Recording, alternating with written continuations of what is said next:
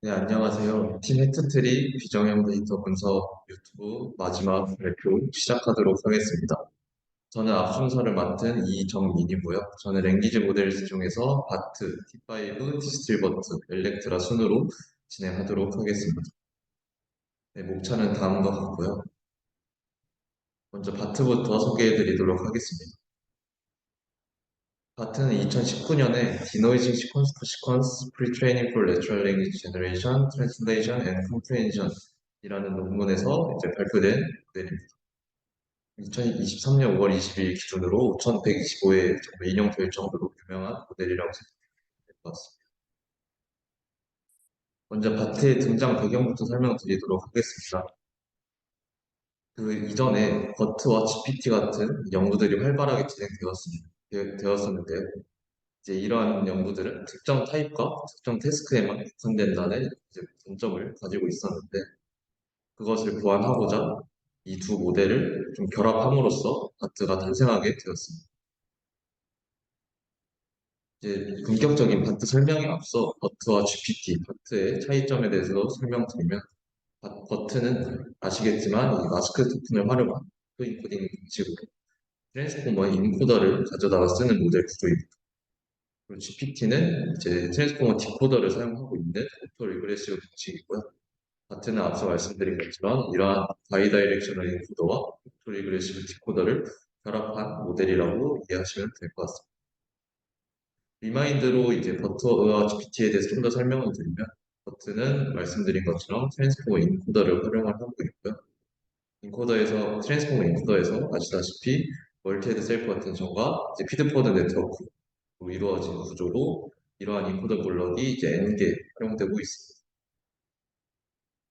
그러면서 이제 마스크드 랭귀지 프레딕션 및 넥스트 센텐스 프레딕션을 수행하는 구조로 이제 모델이 학습이 진행되게 되고요. GPT 같은 경우는 반대로 트랜스포머 디코더를 활용하고 아시겠지만 마스크드 멀티헤드 셀프 어텐션 피드포드 네트워크로 이루어져 있고 이러한 디코더 블럭이 N개로 이루어져 있다고 보시면 될 것 같습니다. 그리고 이러한 모델 구조를 가지고 보이시는 것처럼 iRead 아티클이 있고 다음 토큰이 yesterday를 예측하는 방식으로 수행이 되고 이 다음 순서에는 예측한 yesterday가 다시 인풋에 합쳐져서 또 다음 토큰을 예측하는 리그레시브 방식이라고 이해하시면 될 것 같습니다. 이제 본격적으로 바트에 대해서 설명드리도록 하겠습니다.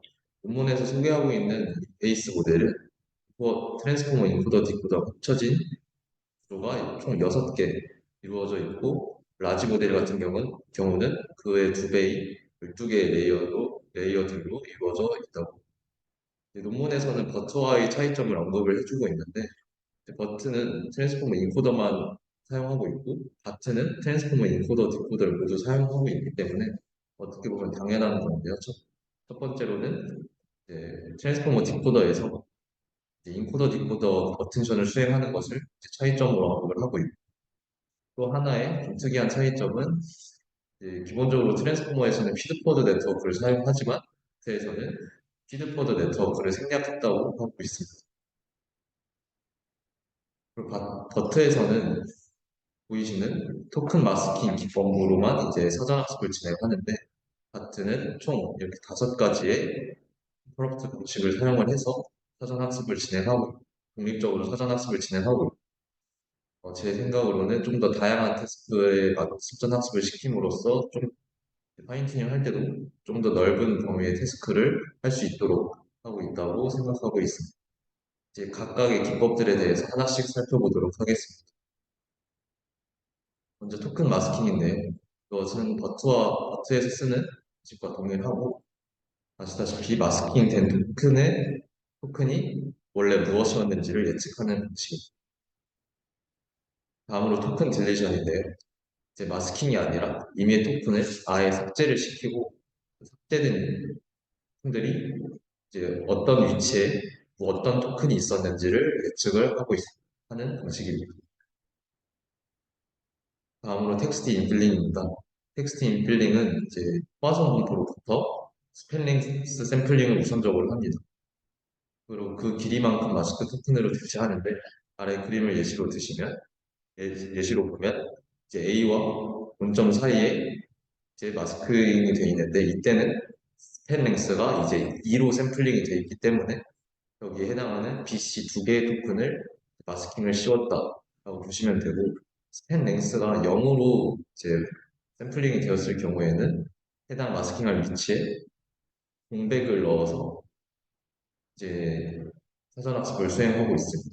그래서 마스킹된 토큰이 어떤 위치에 몇 개의 토큰이 있었는지를 예측하는 방식입니다. 다음으로 센텐스 퍼뮤테이션입니다. 말 그대로 문장의 순서를 임의로 섞은 후 원래 문장 순서를 예측하는 구조인데요. 이제 이 문점을 기준으로 A, B, C 문점이 센텐스 1, D 문점이 센텐스 2인데 이것의 구조를 문장 구조를 섞음으로써 통째로 섞음으로써 이제 이것을 인풋으로 놓고 이 원래 순서를 맞추도록 학습이 진행됩니다. 이제 마지막으로 도큐멘트 로테이션입니다. 이것은 유니폼 분포로부터 임의로 한 토큰을 선택을 합니다. 여기서는 이제 C 토큰이 선택됐다고 볼 수 있고 이 C 토큰이 시작점이 되도록 로테이션을 수행합니다. 대신에 마구잡이로 순서를 섞는 게 아니라 이 C 토큰이 시작점이 되도록 O, C, 0.D 이런 식으로 그에 대한 시퀀스는 유지하되 시작점만 이제 유니폼 분포로부터 선택된 토큰으로 시작된다고 보시면 될 것 같습니다.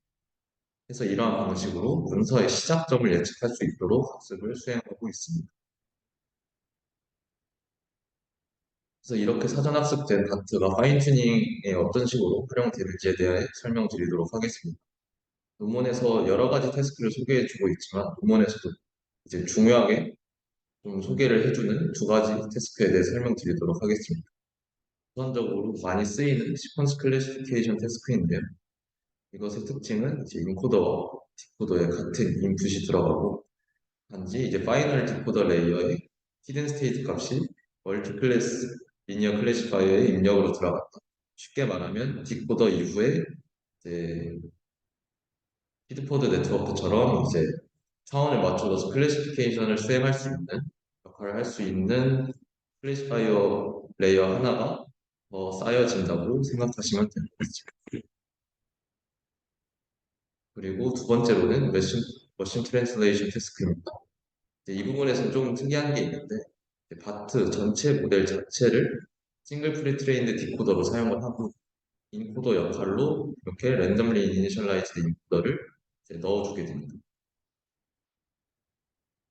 이제 이 해당 태스크는 이제 투 스텝으로 이루어지게 되고요. 첫 번째 스텝에서는 이 대부분의 바트 파라미터들은 프리즈 시킨 다음에 아래에 표기한 이 랜덤리 이니셜라이즈드 인코더와 바트에서의 포지셔널 인코딩 그리고 바트 인코더의 첫 번째 레이어의 셀프 어텐션 인풋 프로젝션 매트릭스 이것들만 이제 업데이트를 하게 됩니다. 이제 이러한 방식의 이유는 이제 제 생각으로 그 바트 자체가 이미 사전 학습이 어느 정도 돼 있고 무거운 모델이기 때문에 파인 튜닝 할 때 이 전체 구조를 다 이제 업데이트를 하면은 좀 시간적인 소요가 많이 된다고 생각을 하고 있어요. 그 다음으로 스텝 2에서는 이제 프리즈를 다시 푼 다음에 적은 수의 이터레이션만큼 그래도 전체 파라미터를 파인 튜닝 해주는 방식입니다. 다음으로는 T5 모델에 대한 설명을 드리도록 하겠습니다. T5는 2020년에 Exploring the Limits of Transfer Learning in the Unified Text-to-Text Transformer라는 논문에서 이제 소개된 방법론이고요. 마찬가지로 엄청 많은 인용수를 가지고 있습니다. 이제 등장 배경에 대해서 설명드리면 이제 NLP에서 이제 전이학습의 효과는 이전 연구들에서 많이 입증된 바 있습니다. 그러면서 다양한 방식의 프리트레이닝 오브젝트, 레이블드 데이터셋, 파인튜닝 메소드들이 등장을 하였고요. 이제 T5 모델에서는 이제 각각의 서로 다른 기법들의 효과에 대해 텍스트 투 텍스트 방식으로 좀 일치화해서 비교하고자 하는 게 이제 주 컨트리뷰션이라고 이해하시면 될 것 같습니다. 그리고 텍스트 투 텍스트 방식을 이용한 이유 중에 하나는 이렇게 동일한 모델, 레스 펑션, 디코딩 프로세스, 트레이닝 프로시저 등을 이제 동일하게 사용할 수 있다라고 논문에서는 이제 말해주고 있습니다. T5는 역시나 이제 오리지널 트랜스포머를 기반으로 이루어져 있는데요. 그래서 보이시는 것처럼 인코더, 디코더 구조를 그대로 사용하고 있으나 약간의 차이점에 대해서 설명드리면 먼저 트랜스포머 인코더 블록에서 이제 애드 앤 레이어롱이 이제 피드포드 네트워크와 셀프 어텐션 사이에 위치해 있는데 이제 기존 트랜스포머는 이 셀프 어텐션을 통과한 이 Z 벡터와 이제 기존 인풋 값을 더해준 다음에 노멀라이제이션을 취해주는 대신에 T5에서는 이제 이 Z만 레이어 노멀라이제이션을 주고 그다음에 X를 더해주는 이제 레이어 노멀라이제이션 먼저 한 후에 스킵 커넥션을 적용하는 방식을 따르고 있습니다.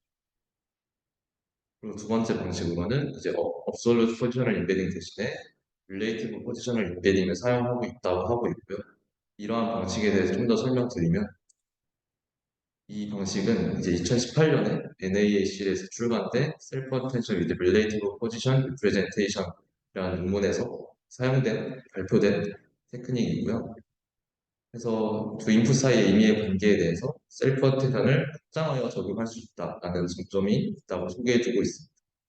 이제 방식으로 보면은 이제 처음에 인베딩 후에 이제 포지셔널 인베딩을 계산하는 것이 아니라 어텐션 웨이트 계산 시 마지막 뭉치 값에 스칼라 값으로 더하는 그런 방식으로 사용되고 있다고 이해하시면 될 것 같습니다.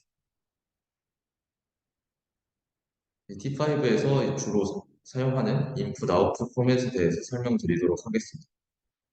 이제 이전 발표에서 설명드렸던 GPT-3처럼 태스크에 적합한 프리픽스, 프롬프트라고 하는데 이것을 인풋에 적절히 넣어줌에 따라서 인풋과 아웃풋 모두 텍스트 투 텍스트 구조를 형성하도록 모델이 이루어져 있고요.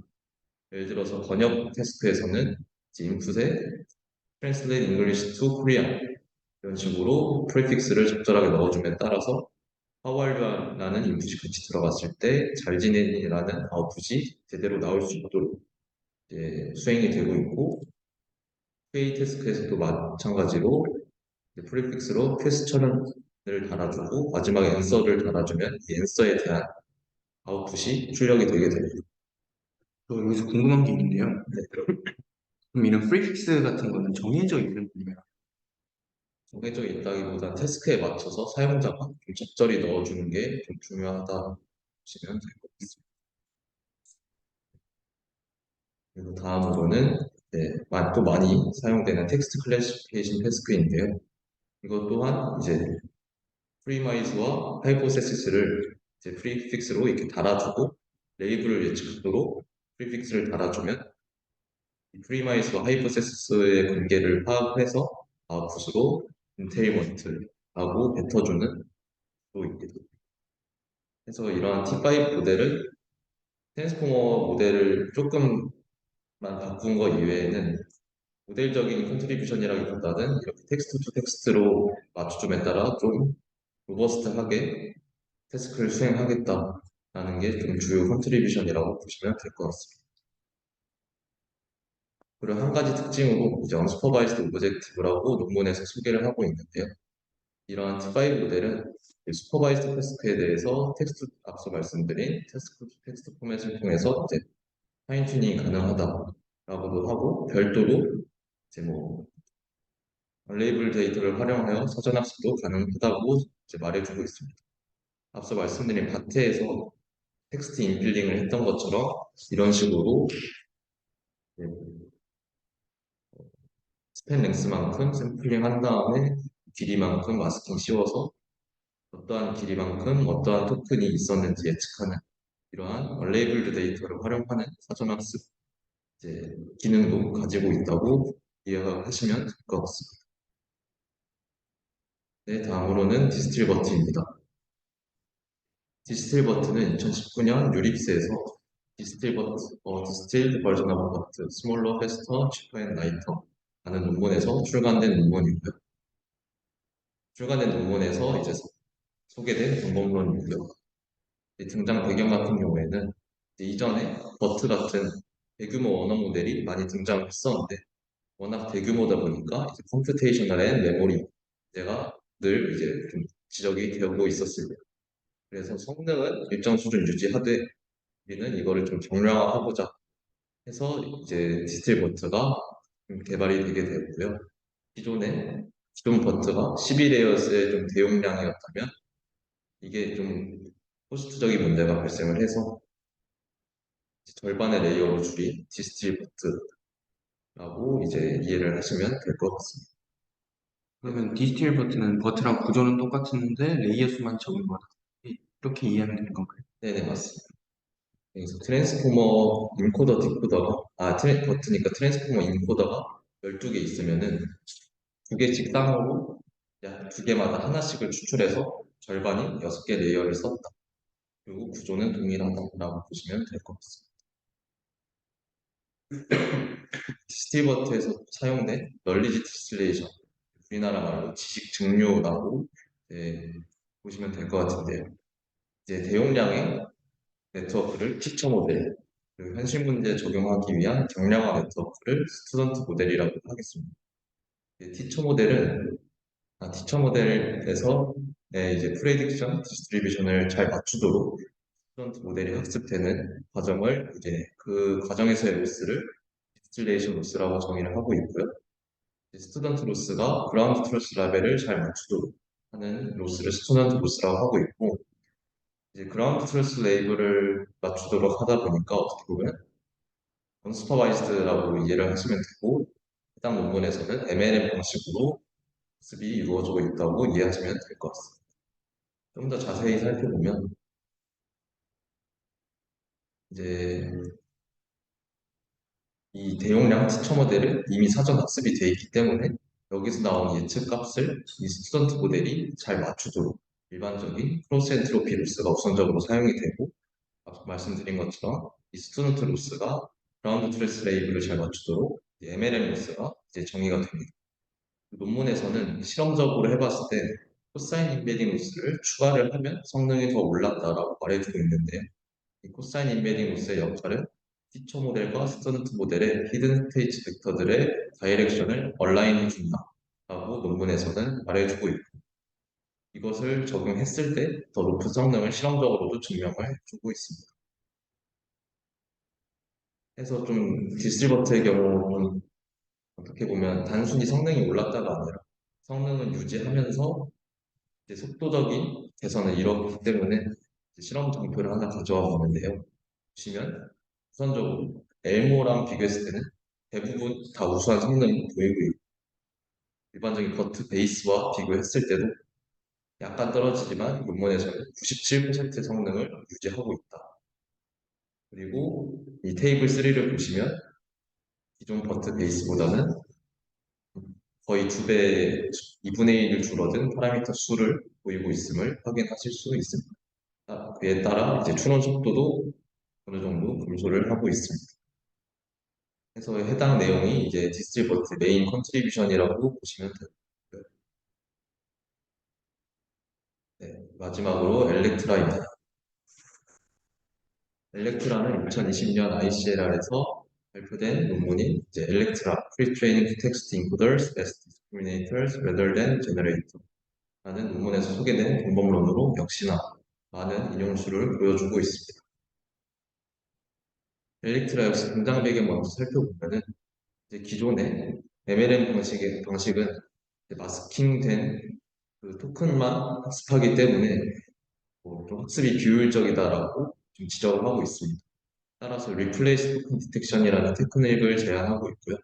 이 테크닉을 통해서 마스킹된 토큰뿐만 아니라 전체 토큰에 대한 학습이 이루어지도록 함으로써 좀 성능적인 개선을 이끌어냈다라고 말하고 있습니다. 이제 모델 구조에 대해서 설명드리도록 하겠습니다. 우선적으로 엘렉트라는 이제 efficiently learning an encoder that classifies token replacement accurately 라는 방법론의 이제 약어로 엘렉트라라는 이름이 좀 명명되었고요. 이제 제너레이터와 디스크리미네이터로 이루어져 있고, 간단히 설명드리면 제너레이터는 어떠한 토큰이 마스킹 되었을 때 이 마스킹된 토큰을 예측하는 기존의 MLM 방식을 어떻게 보면 따르고 있는 주로 스몰 모델을 사용하고 있는 구조라고 보시면 되고, 디스크리미네이터는 해당 토큰이 오리지널인지 아니면 대체되었는지를 이제 이진으로 맞추는 디스크리미네이터라고 보시면 되고, 이제 겐과 이제 어드버서리얼 러닝을 하는 일반적인 우리가 알고 있는 겐과의 차이점은, 이제 겐에서는 제너레이터가 디스크리미네이터를 속이도록 이제 어드버서리얼하게 학습을 하지만, 이 엘렉트라에서는 이 용어만 같을 뿐이지 그 속이는 구조는 아니라고 이해하시면 될 것 같고, 자세한 거는 뒤이어서 설명드리도록 하겠습니다. 먼저 제너레이터 부분을 확인하도록 하겠습니다.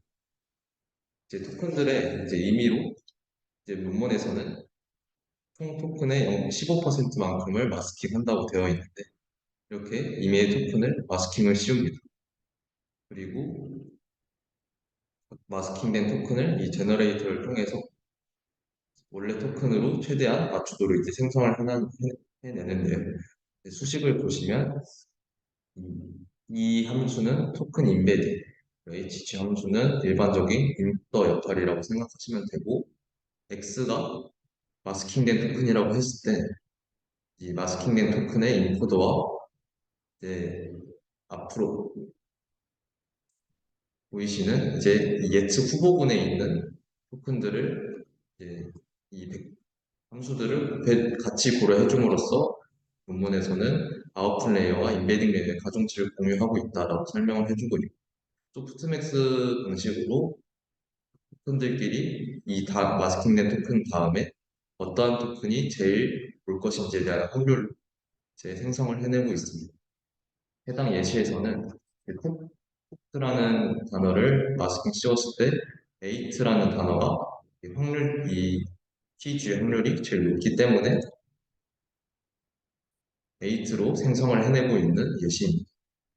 그리고 위에서 더라는 단어는 마스킹 씌웠는데 다른 단어가 아닌 실제 더라는 단어가 오음을 확인할 수 있는데, 이러한 경우에는 이렇게 확률 분포를 했을 때 본인 단어가 제일 큰 확률이 나와서 원래 단어를 그대로 예측했다라고 보시면 될 것 같습니다.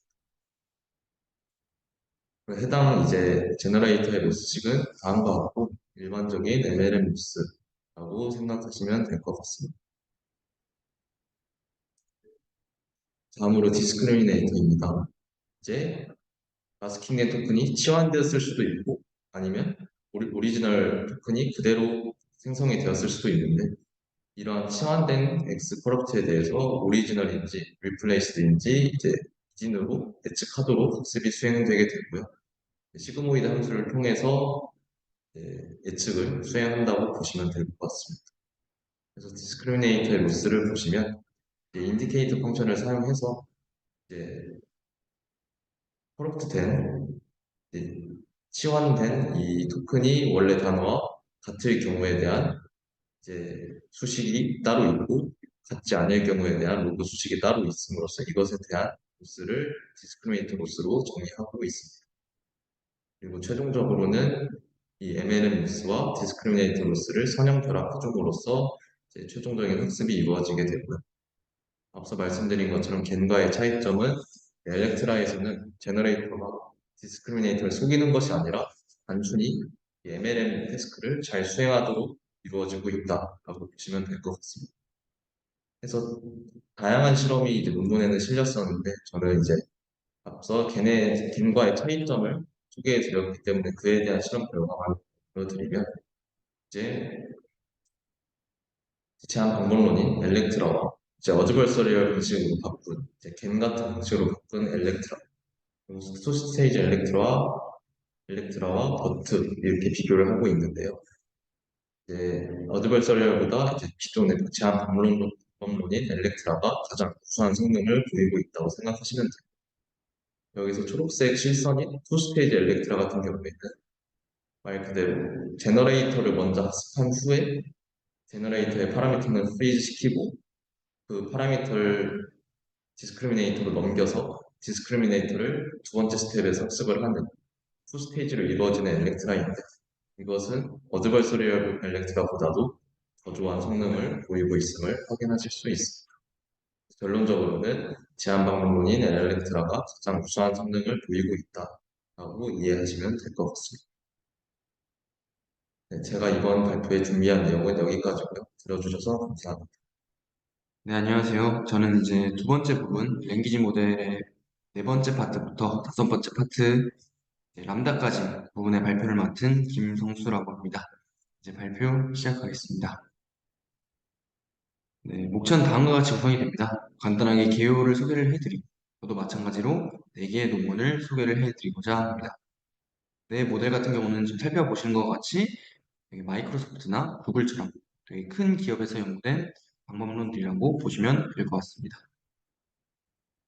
먼저 간단한 개요입니다. 배우에서는 이제 랭귀지 모델의 종류에 대해서 소개를 해드리고자 합니다. 이제 뒤에서 소개해드릴 네 개의 모델을 살펴보면 크게 오토 인코딩 구조가 있고 또 리그레시브 구조가 있는데요. 각각 어떤 구조인지 먼저 살펴보겠습니다. 오토 인코딩 구조 같은 경우는 마스킹된 토큰을 예측하는 방식으로 학습을 수행합니다. 예를 들어 버트가 그러한 경우에 해당이 되는데요. 아래 예시를 살펴보면 나는 오늘 축구 경기에서 6골을 넣었다 라는 문장이지만 가운데 축구라는 글자를 다음과 같이 마스킹을 한 후 좌우 글자를 통해 어떤 글자인지 맞추는 태스크라고 봐주시면 될 것 같습니다. 그리고 오토 리그레시브 같은 경우는 다음 토큰을 예측하는 방식으로 학습을 하는데요. GPT가 학습하는 것과 유사하게 학습을 합니다. 아래 그림을 통해 살펴보면 나는 오늘 축구 경기에서 5골을 이제 넣었다라는 단어를 예측하기 위해서 앞에 이전 시퀀스들을 활용해서 예측을 한다는 특징을 가지고 있습니다. 그래서 이제 오늘 소개해드리고자 하는 모델들을 오토 인코딩과 오토 리그레시브 관점으로 분류를 해보면 이버타 같은 경우는 오토 인코딩 구조, 빅버드와 스위치 트랜스포머는 오토 인코딩과 오토 리그레시브 두 구조를 모두 활용을 합니다. 그리고 마지막으로 람다 같은 경우는 오토 리그레시브 구조만 활용하는 구조라고 봐주시면 될 것 같습니다. 네, 이제 그러면 첫 번째 방문인 디버타부터 시작을 해보겠습니다. 디버타는 Decoding Enhanced BERT with Disentangled Attention 이란 논문에서 나온 방법론으로 인용수는 약 948회 정도 되는 방법론이라고 할 수 있습니다. 간단한 개요는 이러한 Disentangled Attention을 활용을 해서 여러 어텐션을 독립적으로 적용했다는 특징을 갖는데요. 앞서 소개해드린 것처럼 오토 인코딩 구조라고 봐주시면 될 것 같습니다. 먼저 이렇게 disentangled라는 게 무슨 의미인지 먼저 살펴보겠습니다. 이는 이제 영어 사전에서는 분해하다라는 의미를 갖고 있는데요. 따라서 disentangled attention 같은 경우는 데이터를 설명하는 요소들을 분리하여 독립적으로 어텐션 연산을 수행한다고 봐주시면 될 것 같습니다. 이때 디벌타는 데이터를 컨텐트 정보와 포지션 정보로 각각 구분해서 습을 수행을 하는데요. 따라서 이때 말하는 disentangled라는 것은 컨텐트와 포지션으로 분해한다 라고 봐주시면 될 것 같습니다. 그래서 아래 그림을 살펴보면 기존의 인풋 같은 경우가 다음과 같은 인베딩 형식으로 나타나는데 이것을 하나의 인베딩으로 활용하는 것이 아니고 컨텐트로 구분을 하고 그리고 포지션으로 구분을 해서 총 두 개로 분해를 해서 독립적으로 연산을 한다라고 봐주시면 될 것 같습니다.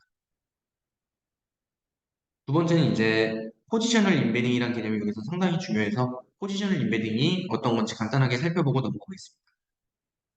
포지셔널 인베딩이란 각 단어의 위치 정보를 표현하는 벡터라고 할 수 있는데요. 기존의 트랜스포머는 각 단어의 인베딩 벡터에 위치 정보를 더해서 모델의 입력으로 사용합니다. 예를 들어 아래 예시를 살펴보면 인풋이란 값을 구성하기 위해서 이러한 토큰 인베딩 정보뿐만 아니라 세그먼트 인베딩이라는 그것도 하나의 포지셔널 인베딩의 일종인데요. 이러한 세그먼트 인베딩 정보도 더해주고 그다음에 각 단어에 대한 이런 포지션 인베딩 정보도 더해줌으로써 이렇게 하나의 인풋을 구성을 합니다. 따라서 이런 포지셔널 인베딩은 각 단어의 위치 정보를 표현하는 벡터라고 할 수 있습니다. 이러한 포지셔널 인베딩에는 두 가지 종류가 존재합니다. 첫 번째는 이런 absolute position embedding이고 두 번째는 relative position embedding인데요.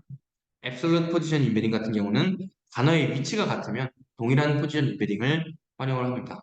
따라서 첫 번째 위치 그리고 예를 들어 첫 번째 위치가 동일하면 해당 값을 동일하게 활용을 한다고 봐주시면 되고 네 번째 위치가 동일하면 네 번째 값을 동일하게 활용한다라고 봐주시면 될 것 같습니다.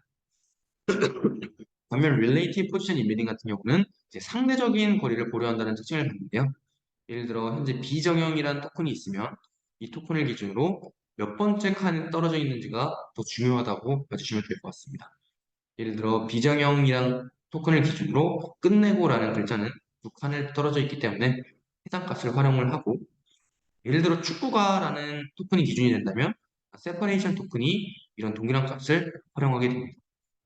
이때 이런 Relative Position Embedding의 특징은 일정 길이 이상은 동일하게 취급한다는 특징을 갖고 있는데요. 지금은 윈도우 사이즈를 3으로 가정을 했을 때 이렇게 기준에서 3보다 먼 거리로 가게 된다면 이렇게 마이너스 4라는 포지션을 인베딩을 쓰는 게 아니고 마이너스 3이란 값을 동일하게 적용해 준다는 특징을 갖고 있습니다. 혹시 여기서 이러한 특정 윈도우 사이즈는 이제 모델에서 사용자가 직접 정의해주는 하이퍼 파라미터로 생각하면 돼요. 네, 이게 학습을 통해서 얻어지는 값은 아니고 말씀해 주신 것처럼 하이퍼 파라미터를 통해서 정의되는 값이라고 봐주시면 될 것 같습니다. 네, 이제 앞서서 이렇게 간단하게 배경 지식을 살펴보았으니 이제 디벌타의 아키텍처에 대해서 살펴보겠습니다. 이는 버트와 마찬가지로 트랜스포머 인코더 구조를 활용을 하는데요. 이때 NSP 텍스트는 수행하지 않고 MLM만 적용한다는 특징을 갖습니다. 따라서 그림으로 나타나면 다음과 같이 나타낼 수가 있는데요. 기존의 버트는 이렇게 NSP 텍스트가 함께 있었는데 여기 없는 것을 확인하실 수 있습니다. 이때 그림을 간단하게 살펴보면 초반 인코더 블럭 몇 개에는 이렇게 Relative Positional Embedding을 적용을 합니다. 해당 부분을 논문에서는 Disentangled Attention Transformer Layers라고 합니다. 그리고 마지막 N개 레이어에 대해서는 Absolute Position Embedding을 활용을 하는데요. 해당 부분은 Enhanced Mask Decoder라고 칭하고 있습니다. 그리고 간단하게 앞서서 이제 인베딩 되는 과정을 먼저 살펴보면 버트 같은 경우는 원래 포지셔널 인베딩도 같이 더해주는 과정을 거쳤지만 이렇게 디버터 같은 경우는 포지셔널 인베딩은 이제 처음 인베딩 과정에서는 제거하고 진행을 합니다. 디버터의 개요에 대해서 간단하게 살펴보겠습니다. 이제 앞서 말씀드린 것처럼 이 어텐션 웨이트를 컨텐트와 포지션으로 나눠서 이제 수행을 한다는 특징을 갖고 있습니다. 이제 이러한 것은 동일한 단어지만 위치에 따라 의미가 달라질 수 있다는 원리에 입각을 한 것인데요. 지금 아래 보이시는 두 이렇게 예시 같은 경우는 graduate 그리고 student라는 단어가 서로 상대적인 위치에 따라 다르게 위치한 경우입니다. 첫 번째 문장 같은 경우는 대학원생은 행복하다라고 해석이 되어 graduate students가 대학원생이라는 의미를 갖지만 두 번째 문장 같은 경우는 학생들은 보통 2월에 졸업한다라는 의미를 갖고 있습니다. 따라서 위에 대학원생이라는 의미와 다르게 학생들은 졸업한다라는 의미를 갖고 있기 때문에 이처럼 위치에 따라 의미가 상이할 수 있다는 특징을 갖고 있습니다. 그렇다면 이제 이런 disentangled attention이 무엇인지 조금 더 자세하게 살펴보겠습니다. 따라서 이제 어텐션이 각 토큰별로 이제 셀프 어텐션이 수행이 되는데 이런 셀프 어텐션을 컨텐트와 포지션 단위로 나눠서 수행된다고 봐주시면 될 것 같습니다. 그래서 이런 disentangled attention은 다음과 같은 수식으로 구성이 되는데요. 이렇게 H 같은 경우는 컨텐트 정보라고 봐주시면 될 것 같고 P 같은 경우는 포지션 정보라고 봐주시면 될 것 같습니다. 그래서 컨텐트 정보와 포지션 정보를 각 토큰에 대해서 나열을 한 후에 이들에 대해서 내적을 수행하게 되는데요. 따라서 각각 분배 법칙을 통해서 내적을 수행을 하면 총 4가지 항이 생기게 됩니다. 이때 마지막 항 같은 경우는 포지션과 포지션 간 어텐션 값으로 이는 모두 동일한 값을 가지고 있기 때문에 딱히 활용은 하지 않습니다. 따라서 크게 3가지 값을 활용해서 어텐션을 수행하게 되는데요. 첫 번째는 이제 컨텐트 어텐션은 각 컨텐츠 간 어텐션이라고 봐주시면 될 것 같고, 컨텐트 포지션은 컨텐트와 포지션 간 어텐션, 그리고 포지션 투 컨텐트는 포지션과 컨텐트 간 어텐션이라고 봐주시면 될 것 같습니다. 지금 보시기에는 두 번째랑 세 번째가 좀 동일한 게 아닌가라고 생각을 하실 수가 있는데 뒤에서 어떤 것이 차이점인지 자세하게 설명해 드리겠습니다. 먼저 이제 컨텐트는 기존에 알던 어텐션과 동일하기 때문에 이제 컨텐트 포지션과 포지션 투 어텐션이 무엇인지, 포지션 투 컨텐트가 무엇인지 그 차이점에 대해서 위주로 설명을 해드리겠습니다. 먼저 컨텐트 포지션 같은 경우는 이제 컨텐트에서 I번째 토큰의 컨텐트에서 J번째 토큰의 포지션에 대한 이 어텐션을 측정한다라고 봐주시면 될 것 같은데요. 이러한 이제 어텐션을 측정할 때 항상 기준이 되는 것은 컨텐트가 기준이 된다고 봐주시면 이해하는데 훨씬 용이할 수 있습니다. 따라서 현재 컨텐트 포지션 어텐션 같은 경우는 기준이 토큰 i가 될 텐데요. 따라서 토큰 i의 컨텐트와 토큰 i로부터 토큰 j의 상대적인 위치에 대한 어텐션이라고 봐주시면 될 것 같습니다. 이제 따라서 토큰 J가 어떤 컨텐츠인지는 고려하지 않고 토큰 J의 위치 정보만 활용한다라는 게 핵심이 되고요. 이제 아래 표를 보시면 토큰 I의 컨텐츠에서 토큰 J의 포지션으로 간다라고 봐주시면 될 것 같습니다. 이제 그림을 통해서 조금 더 이해를 해보겠습니다. 제가 말씀드린 것처럼 I가 기준이 된다고 말씀을 드렸는데요. 이제 열심히라는 세 번째 토큰과 그 다음에 이제 토큰 J가 나는이라는 글자라고 가정을 할 때 두 어텐션의 컨텐트 포지션 어텐션은 아이의 열심이라는 컨텐트 정보와 그 다음에 나는이라는 글자가 열심히에 비해서 두 칸 뒤에 있기 때문에 이 마이너스 2라는 포지션 임베딩의 정보와 어텐션을 측정하게 됩니다. 이제 동일한 예시를 보면 이제 열심히라는 글자와 열심히라는 글자를 볼 때는 이 컨텐트 정보는 동일하기 때문에 고정을 하고 반면에 포지션 정보는 이제 열심히 이 칸 위치가 차이가 없기 때문에 0번째 포지션 임베딩과 어텐션을 산출합니다. 그리고 열심히라는 글자와 한다라는 글자를 연산을 할 때는 한다라는 글자가 열심히보다 두 칸 떨어져 있기 때문에 플러스 2 포지션 임베딩 자리와 이제 어텐션을 수행한다라고 봐주시면 될 것 같습니다. 이제 두 번째로 포지션 투 컨텐트 어텐션입니다. 제가 앞서 말씀드렸을 때 컨텐트가 항상 기준이 된다라고 말씀을 드렸는데요. 이제 컨텐트가 토큰 J에 걸려있기 때문에 기준은 토큰 J라고 봐주시면 될 것 같습니다. 이를 이제 문장을 통해서 간단하게 정리를 해보면 토큰 J의 컨텐트로부터 토큰 I의 상대적인 위치와 토큰 J의 컨텐트를 고려한다라고 봐주시면 될 것 같습니다. 이제 앞서 말씀드린 것처럼 항상 기준은 이제 컨텐트가 되기 때문에 이제 기준은 해당 이 아래에 있는 토큰 J가 됩니다. 예를 들어 이제 기준이 되는 토큰 J가 오늘도라는 토큰이라고 가정을 했을 때 현재 토큰 I의 포지션이 예를 들어 열심히라면 오늘도에 비해 열심히가 플러스 1칸 앞에 있기 때문에 이렇게 오늘도라는 컨텐트와 그 다음에 플러스 1 포지션 인베딩이 어텐션을 수행하게 됩니다. 반면에 이제 동일한 위치일 경우는 앞서 말씀드린 것처럼 P0, 즉 포지션 인베딩이 이제 0인 위치에 대해서 어텐션을 구하게 되고요. 그리고 이제 열심이라는 글자가 있고 이라는 글자가 토큰 J라면 이제 두 토큰의 위치 차이가 마이너스 1칸이기 때문에 한 칸 이전의 포지션과 어텐션을 수행한다라고 봐주시면 될 것 같습니다. 그래서 이런 디스인탱글드 어텐션을 정리를 해보면 첫 번째로 컨텐트는 토큰 i와 토큰 j 간 의미 관계라고 할 수 있고 컨텐트 포지션은 어떤 토큰 i를 기준으로 다른 토큰 j의 상대적인 위치가 얼마나 중요한지 보는 것이다 라고 할 수 있으며 포지션 투 컨텐트 같은 경우는 토큰 j가 다른 토큰 i로부터 상대적인 위치가 달라짐에 따라 중요도가 어떻게 바뀌는지 보는 것이다 라고 할 수 있습니다.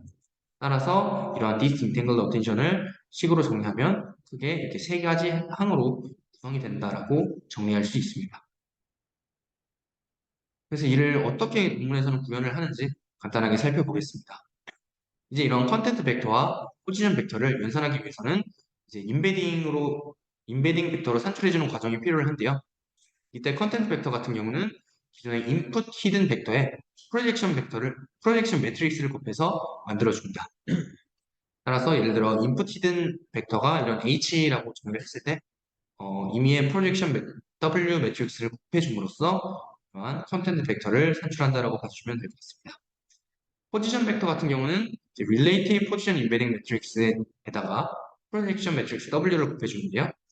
따라서 포지션 인베딩 매트릭스를 P라고 정했을 때 이런 프로젝션 매트릭스 W를 곱해줘서 산출을 하게 됩니다. 이때 학습을 하는 대상은 이러한 W 매트릭스들이다 라고 봐주시면 될 것 같습니다. 이제 디스tinguished attention을 마지막으로 정리를 한번 해보겠습니다. 첫 번째로 인베딩 할 때는 포지션 인베딩 과정이 이제 빠지게 되고요. 그리고 disentangled attention transformer layers에서 relative position embedding을 적용을 하게 됩니다. 이때 조금 새로운 특징이라고 좀 하나 말씀드리고자 하는 특징을 추가적으로 말씀을 드리면 이렇게 초반에 relative position embedding이 적용되는 레이어들은 모두 가중치를 공유한다는 특징을 갖습니다. 그리고 마지막 인코더 레이어 같은 경우는 absolute position embedding을 활용을 해서 최종적으로 이러한 인풋 값을 구성을 한다라고 봐주시면 될 것 같습니다. 이제 실험 결과 부분입니다. 이런 디벌타 같은 경우는 블루 벤치마크나 QA 등 다양한 태스크에서 이렇게 로버트나 일렉트라 등보다 더 좋은 성능을 보인 것을 실험을 통해서 입증할 수 있었습니다. 또한 이러한 포지셔널 인베딩을 비주얼라이제이션을 해보았는데요. 디벌타 같은 경우는 지금 보이시는 벌티컬 스트립이 CLS 토큰에만 발생하기 때문에 상당히 적절하다라고 논문에서는 말을 하고 있습니다. 이런 벌티컬 스트립은 빈번하게 발생하는 단어에 대해서 주로 발생하는 건데 CLS 토큰 같은 경우는 이제 모든 단어에 대해 참고를 하는 과정이기 때문에 CLS 토큰에만 나오는 게 상당히 바람직한 결과다라고 논문에서는 해석하고 있습니다. 마지막으로 이제 어블레이션 스터디 부분인데요. 이러한 Absolute Position Embedding이 실험을 통해서도 되게 효과가 있었다라고 논문에서는 말을 하고 있습니다. 추가적으로 이제 포지션 투 컨텐트 어텐션을 뺐다 넣었다 또 실험을 해보았는데요. 지금 아래 보이시는 결과처럼 해당 부분도 꽤나 효과적이었다는 것을 실험을 통해서 입증할 수 있었습니다. 네, 이제 두 번째인 빅버드 부분에 대해서 소개를 해드리겠습니다. 빅버드는 이제 Transformers for Longer Sequences라는 논문에서 나온 방법론으로 Sparse Attention Mechanism이라는 방법론을 활용을 해서 8배 긴 길이의 시퀀스를 동일한 연산량으로 처리할 수 있다라는 특징을 갖고 있습니다. 이는 앞서 말씀드린 것처럼 오토 인코딩과 오토 리그레시브 구조 모두 활용을 한다는 특징을 갖고 있습니다. 이런 연구 배경에 대해서 먼저 살펴보겠습니다. 연구 배경은 버트 셀프 어텐션 같은 경우 모든 토큰들에 대해서 연산을 하기 때문에 컴퓨테이션 코스트가 더 크다는 한계를 지적을 합니다. 예를 들어 I want to eat pizza right now 라는 문장이 하나 있으면 이제 I라는 글자가 이제 모든 단어에 대해서 연산을 수행하고 want 같은 경우도 모든 단어에 대해서 연산을 수행합니다. 이런 full attention 구조이기 때문에 시퀀스의 길이가 길수록 부담이 커진다는 한계는 더더욱 이런 버트한테는 치명적이라고 할 수 있는데요. 따라서 이런 빅보드 같은 경우는 스파르스 어텐션 메커니즘으로 쿼드레틱한 이런 연산량을 리니어하게 줄인다는 특징을 갖고 있습니다. 따라서 이러한 특징은 기존보다 8배 긴 시퀀스를 동일한 컴퓨테이셔널 코스트로 처리를 할 수가 있는데요. 아래 그림을 보면 이러한 구조를 갖고 있고 이러한 스파르스 어텐션 메커니즘을 구현하기 위해서 랜덤 어텐션, 윈도우 어텐션, 글로벌 어텐션이라는 세 가지 기법을 함께 활용한다는 특징을 갖고 있습니다. 먼저 이렇게 랜덤 어텐션이 무엇인지 살펴보겠습니다. 랜덤 어텐션은 랜덤으로 특정 몇 개의 토큰만 픽을 해도 풀 어텐션을 근사할 수 있다라는 원리를 적용을 합니다.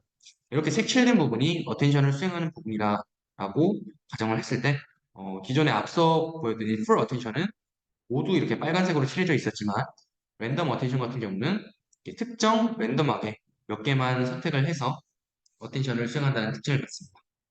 이렇게 수행을 했을 때도 그래도 꽤나 많은 어텐션을 수행을 하기 때문에 논문에서는 풀 어텐션을 충분히 근사할 수 있다라고 표현을 하고요.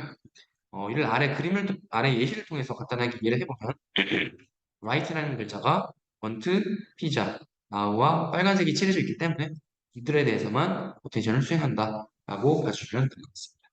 그럼 혹시 여기서 그 토큰별로 픽하는 네. 어텐션을 하는 픽하는 그 개수는 토큰마다 다르게 지정이 돼요. 그것도 아니고요. 제가 알기로는 전체에서 비율을 정해서 임의로 이렇게 선택하는 것으로 좀 이해를 했었습니다. 네. 네, 두 번째 이제 윈도우 어텐션입니다. 이제 NLP는 이제 로컬리티가 중요하지만 랜덤 어텐션이 이를 반영할 수 없다는 것인데요. 로컬리티 같은 경우는 이제 주어진 단어에 대해서 앞뒤 이런 위치한 단어가 중요하다라는 것입니다. 따라서 허리 토큰을 기준으로 양옆 일정 윈도우 크기의 토큰들을 어텐션 연산에 반영을 하는데요. 지금 예시를 보시면 이렇게 매트릭스 상에서는 가운데 다이아고널 매트릭스 기준으로 양옆에 한 칸씩 칠해진 것을 볼 수가 있습니다. 이를 그림을 통해서 예시를 보면 to라는 글자가 예시라고 했을 때 옆에 want랑 it이라는 글자는 무조건 어텐션을 할 때 참고한다 라고 이해를 해주시면 될 것 같습니다. 마지막으로 글로벌 어텐션입니다. 글로벌 어텐션 같은 경우는 랜덤이랑 윈도우 어텐션만으로는 글로벌한 정보는 학습할 수 없다라는 것입니다. 따라서 모든 토큰들과 연산을 하는 이런 글로벌 토큰을 도입을 해서 전체적인 정보를 추가적으로 파악할 필요가 있다라는 것인데요. 이제 예시를 통해 살펴보면 이런 글로벌 토큰을 도입을 함으로써 이러한 글로벌 토큰은 이러한 서브 토큰들에 대해서 모두 어텐션을 수행한다라고 봐주시면 될 것 같습니다. 이때 이러한 글로벌 어텐션을 수행을 할 때는 External Transformer Construction이라는 ETC라는 이러한 기법을 추가적으로 활용을 하는데요. 이제 매우 긴 시퀀스 같은 경우는 세그먼트별 글로벌 토큰을 도입을 합니다. 예를 들어 문장이 3개일 경우에는 이렇게 세그먼트 1, 세그먼트 2, 세그먼트 3라는 각각 이러한 세그먼트별 글로벌 토큰을 도입을 하게 되는데요. 이런 세그먼트별로는 각 세그먼트 하위에 있는 문장에 대해서는 모두 어텐션을 수행을 하지만 각기 다른 세그먼트의 경우는 마스킹을 수행을 해줌으로써 다른 세그먼트 간에는 영향을 받지 않도록 구성을 한다는 특징을 갖습니다. 추가적으로 이제 이러한 ETC를 하나만 활용하는 것이 아니고 하이어리티컬 글로벌 토큰 구조를 활용하게 되는데요. 이러한 센텐스 레벨의 세그먼트 글로벌 토큰을 활용할 뿐만 아니라 패러그래프 수준으로 또 활용을 한다라고 봐주시면 될 것 같습니다.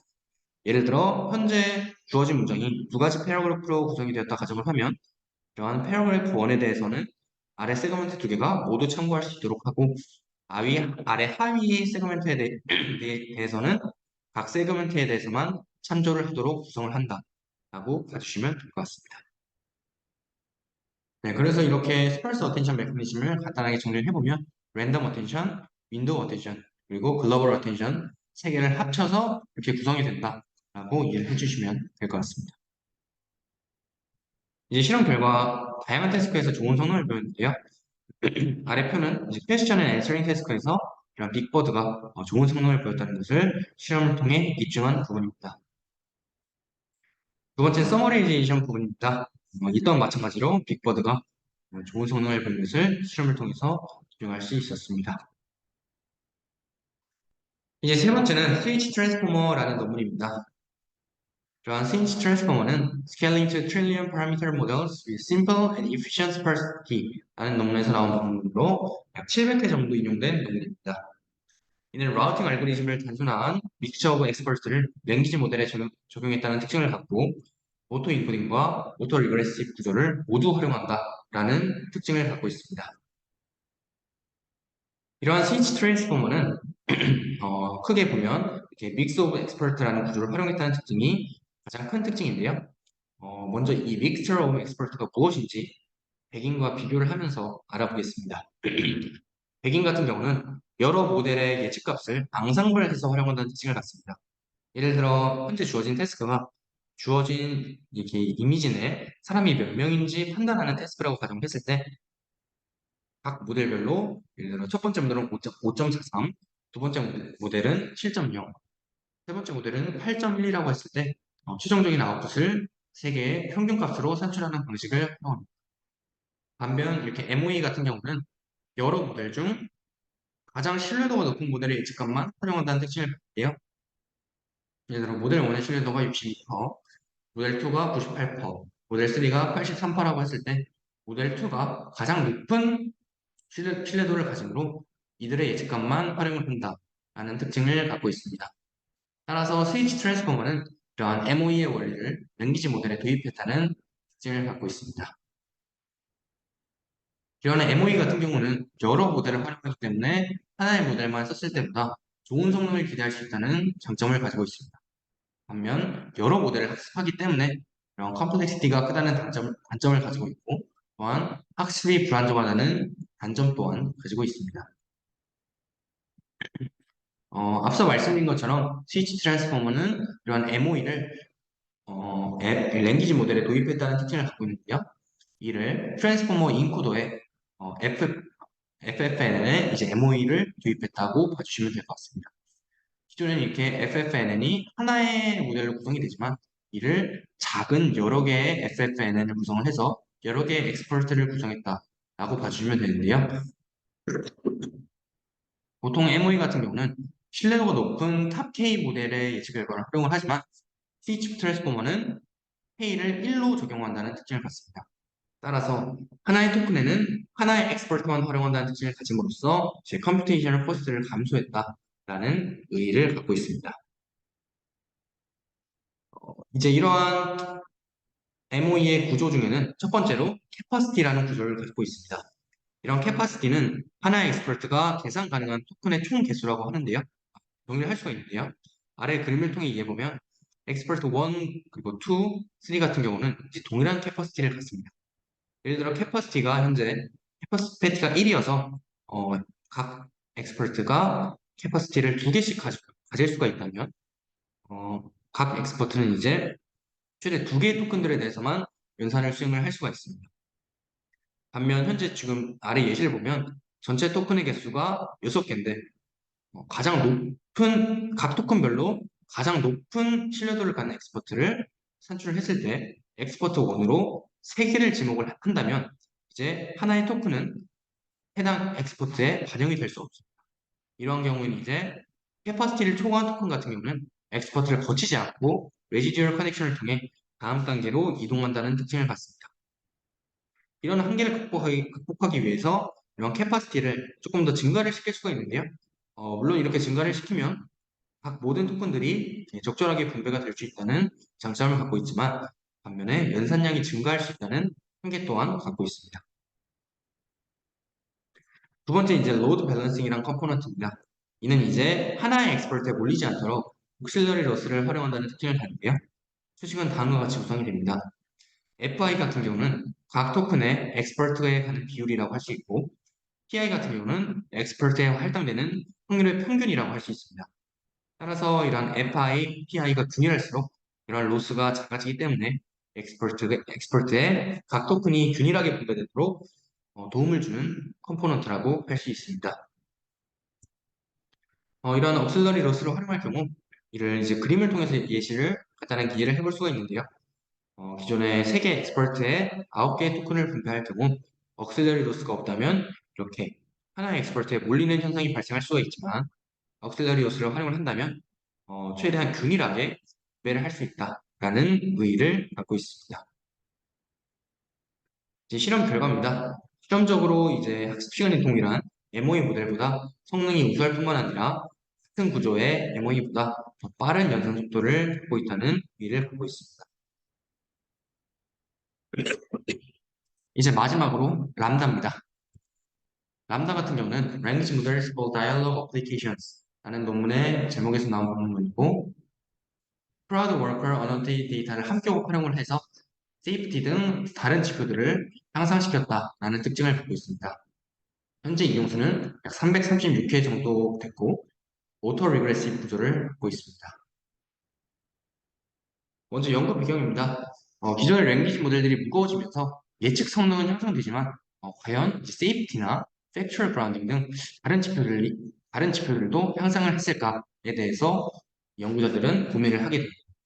이때 세이프티라는 것은 모델의 아웃풋이 되게 해로울 수도 있고 되게 바이어스가 가질 수 있다라는 측면에서 접근하는 것이고 따라서 이런 아웃풋이 안전한가에 대한 척도라고 봐주시면 될 것 같습니다. 두 번째로 이제 factual grounding 부분인데요. 이제 이는 모델의 아웃풋이 사실에 근거했는지에 대한 지표라고 볼 수 있습니다. 이제 예를 들어 QA 같은 경우 퀘스천에 대해서 모델이 하나의 앤서를 제너레이션 하게 되는데 이러한 앤서를 모델 마음대로 만들어낸 것이 아니고 실제 사실에 기반한 것인지에 대한 지표라고 봐주시면 될 것 같습니다. 이런 람다의 세이프티 그리고 이제 팩츄얼 그라운딩에 대해서 알아볼 텐데요. 이 람다 같은 경우는 일반적인 트랜스포머 디코더의 구조로 모델의 구조적인 관점에선 큰 차이가 없습니다. 반면 이제 랭귀지 모델이 갖춰야 할 다른 요소들을 소개한다는 특징을 갖는데요. 이를 위해서 인간이 소규모로 직접 레이블링한 데이터로 파인 튜닝을 했다는 특징을 갖습니다. 이런 레이블은 이제 세이프티와 팩츄얼 그라운딩과 관련된 레이블이고 이를 활용해서 파인 튜닝을 했을 때 아래 그림에서 보시는 것처럼 성능이 어느 정도 개선됐다 하고 이해할 수 있습니다. 이런 람다의 그렇다면 사전학습이 어떻게 이루어지는지 알아보겠습니다. 람다는 GPT처럼 넥스트 토큰 프리딕션 태스크로 이렇게 사전학습을 수행을 하게 됩니다. 이때 학습 데이터로는 다이얼로그 데이터뿐만 아니라 웹 도큐멘트도 함께 학습을 했다는 특징을 갖고 학습 시간이 거의 57일 정도 될 정도로 굉장히 많은 데이터 학습을 했다라고 봐주시면 될 것 같습니다. 람다의 파인 튜닝은 크게 두 가지 과정으로 진행이 됩니다. 첫 번째로는 트랜스포머 디코더가 생성한 답변 자체에 대해서 학습을 합니다. 따라서 답변을 잘 제너레이션 했는가에 대해서 학습을 수행하게 되는데요. 예를 들어 컨텍스트가 비시형 데이터 지난 수업이고 질문이 이번 주 유튜브 과제 제출일은 언제야? 라는 질문이 들어왔을 때 이러한 리스폰스를 적절하게 생성을 했는지 살펴봅니다. 예를 들어 리스폰스가 5월 31일 날은 대한상업공학회 출국일이라 그 전날까지 제출해야 돼 라는 문장이 과연 잘 제너레이션 됐는지 판단을 합니다. 두 번째는 이제 디스크리미네이터 역할처럼 각 지표에 대해서 적절하게 학습을 했는지 살펴보는데요. 해당 답변이 safety 그리고 factual grounding 등 다른 지표에 대해서도 만족스러운지 판단을 합니다. 예를 들어 해당 답변에 대한 매트릭이 구체성을 의미하는 specificity라고 할 때 그래도 나름 되게 구체적인 답변일 때 구체적이다 라는 레이블로 예측을 했다면 모델이 괜찮게 학습을 한다 라고 이해해 주시면 될 것 같습니다. 이렇게 람다에서 활용되는 매트릭이 무엇이 있는지 간단하게 살펴보겠습니다. 이는 이제 구글의 미나에서 활용되는 평가 지표를 대다수 활용을 하는데요. 이게 네 가지 매트릭을 활용을 합니다. 첫 번째는 퀄리티 지표인데요. 퀄리티 지표의 하위 항목으로는 sensible, specificity, 그리고 interestingness 세 가지를 활용합니다. 두 번째는 safety인데요. 이는 이제 구글 AI 프린시플에서 활용하는 척도들을 중요합니다. 그리고 groundedness 같은 경우도 세 가지 지표를 활용을 하게 되는데 아래 세 가지와 같이 구성이 되고요. role specific이라는 매트릭 같은 경우도 아래 두 가지 지표에 해당이 됩니다. 각 지표에 대해서는 뒤에서 조금 더 상세하게 설명해 드리겠습니다. 먼저 퀄리티입니다. 퀄리티는 모델의 아웃풋 자체에 대해서 평가를 한다고 봐주시면 될 것 같고 아래 보이시는 세 가지 지표를 평균함으로써 이런 퀄리티의 평가 지표를 산출한다라고 봐주시면 됩니다. 첫 번째로 센스빌 같은 경우는 앞 문장과 현재 문장의 모순 여부를 판단하는 지표라고 봐주시면 되고 두 번째 스페시피시티는 구체적인지 여부 그리고 인터랙티브니스는 되게 흥미성의 여부라고 봐주시면 될 것 같습니다. 예를 들어 질문에서 어떻게 하면 축구에서 페널티킥을 잘 차? 라고 이런 질문이 들어왔을 때 답변으로 페널티킥 요령에는 두 가지가 필요해. 첫 번째는 정확하게 공을 보내야 하고 두 번째는 강하게 슈팅을 해야 해. 라고 답변을 했을 때 되게 모순적이지 않았고 나름 구체적이라고 답변을 하지만 그저 페널티킥 잘 차라는 이런 교과서적인 답변을 했기 때문에 이런 인터랙티브니스에 대해서는 0이라고 예측을 할 수가 있습니다. 반면 동일한 질문에 대해서 되게 페널티킥은 골키퍼와의 싸움이다. 뭐, 그리고 네이마르를 예시를 들면서 이런 타이밍까지 얘기를 해주는데요. 이러한 답변에 대해서는 모순되지 않고 구체적이고 그리고 흥미까지 유발하기 때문에 다음과 같이 이러한 레이블을 갖도록 예측을 한다라고 봐주시면 될 것 같습니다. 두 번째로 세이프티는 이제 구글 AI 프린시플에 의해서 안전성이 적절한지 평가를 합니다. 이러한 지표로는 이제 구글 AI 프린시플에 나타난 이러한 7가지 척도를 함께 활용한다라고 봐주시면 될 것 같습니다. 이제 세 번째는 그라운딩입니다. 이는 모델이 생성한 답변이 기존 사실과 관련되어 있는지 평가하는 것이고 아래 세 가지 척도로 구성이 되는데요. 먼저 그라운딩리스는 질문과 관련 있는 답변들의 개수 중 출처가 있는 답변들의 개수를 의미하고 informative list는 전체 답변들의 개수 중 출처가 있는 답변들의 개수 그리고 citation accuracy 같은 경우는 일반적인 사실을 제외하고 관련 있는 답변의 개수 중 출처의 URL을 인용하고 있는 답변의 개수라고 봐주시면 될 것 같습니다. 이런 일반적인 사실이라고 하면 사람은 두 개의 다리를 갖는다처럼 굉장히 자명한 사실의 답변은 제거하고 연산을 한다라고 봐주시면 될 것 같습니다.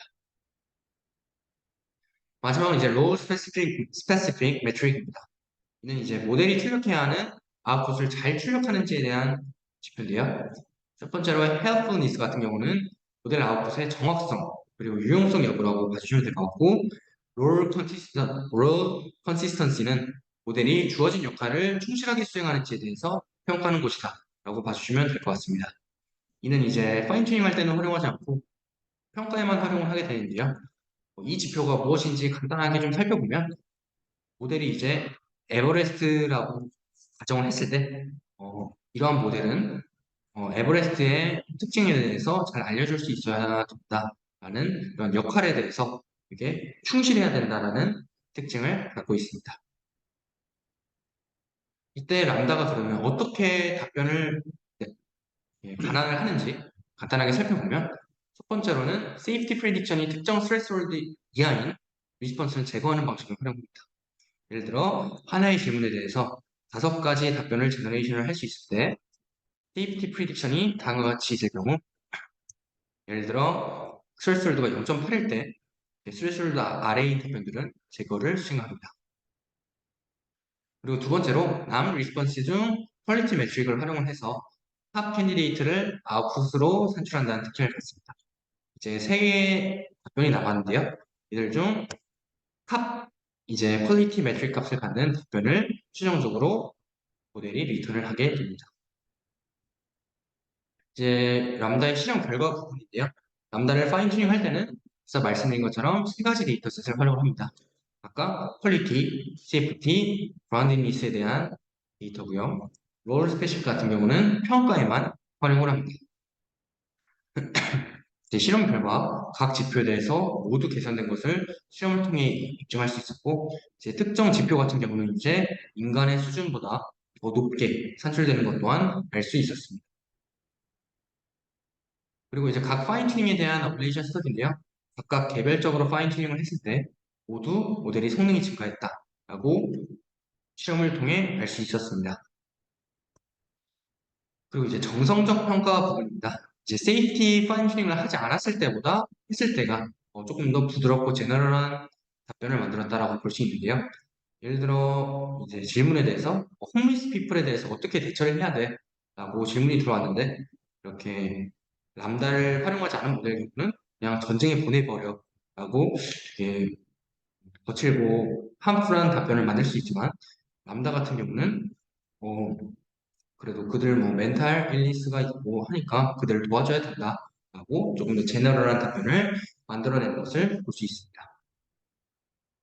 그라운딩리스 파운티닝을 했을 때는 이렇게 출처를 실제로 이렇게 달아줄 수 있는 기능이 있다고 하는데요. 이를 통해서 모델의 신뢰성을 향상시킬 수 있다는 의의를 갖고 있습니다. 이제 마지막으로 이제 롤 스페시픽 같은 경우입니다. 앞서 말씀드린 것처럼 각 자기 자신에게 주어진 상황에 대해서 충실하게 답변을 수행할 수 있는데요. 예를 들어 에버레스트라는 이제 역할을 수행하게 되는 경우 또 에버레스트가 얼마나 높은지 라는 문장이 들어왔을 때 이러한 문장에 대해서 굉장히 수치적으로도 자세하게 서술을 해주고 세계에서 제일 큰 산이다 라고 조금 더 기존의 모델들보다 역할에 충실한 답변을 수행한다 라고 볼 수 있습니다. 네, 이렇게 이번에 저희 마지막 랭귀지 모델 4에서 랭귀지 모델 5까지 발표한 팀 해치트릭의 발표 마무리하겠습니다. 경청해 주셔서 감사합니다.